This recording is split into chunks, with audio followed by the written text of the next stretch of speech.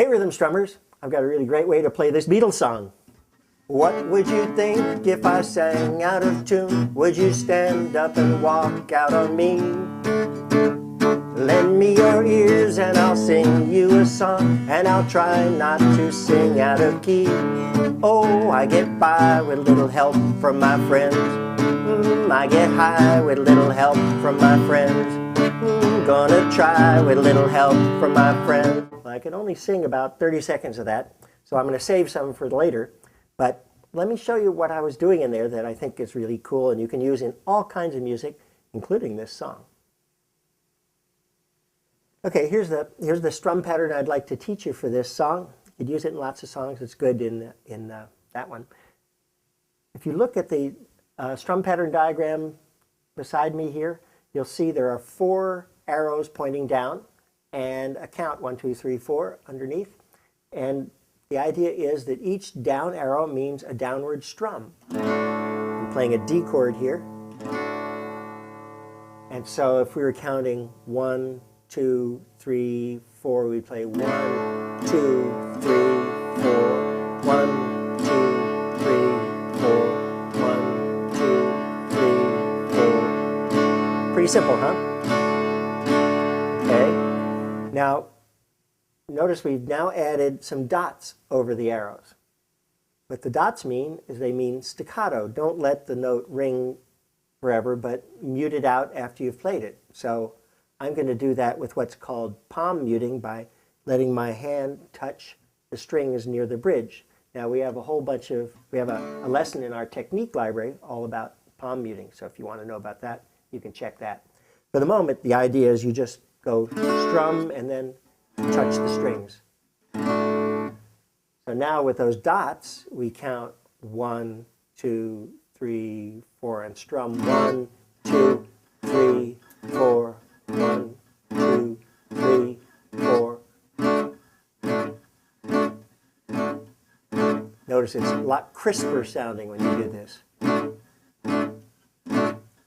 One more time. 1, 2, 3, 4. That's great. Okay, now we've added the tricky part. We've added to this pattern, we've added some arrows that have a B over them, and they come in between the beats. One is on the and of 2, and one is on the and of 4.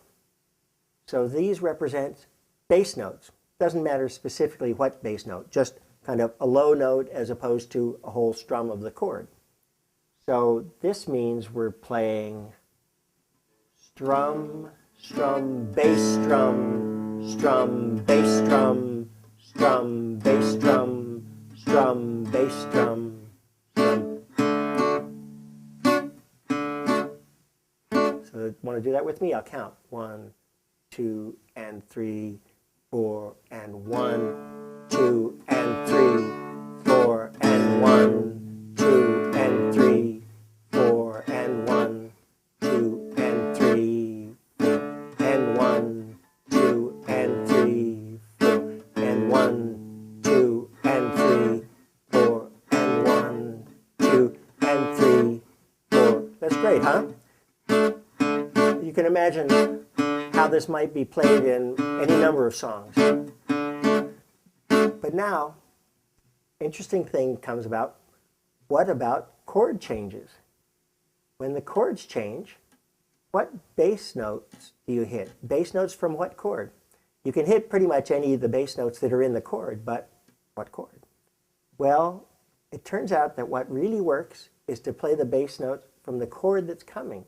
So for instance, if we were to have something where we're playing 2 chords in a row, like say we're playing a D chord and a C chord, and we were playing, and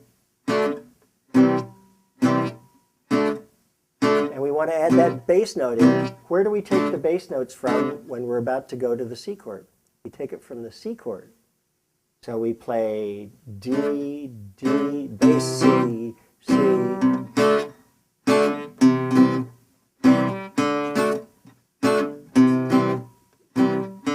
Can you see that to do this, I'm changing the chord earlier than you would otherwise. And this happens in songs sometimes that do things like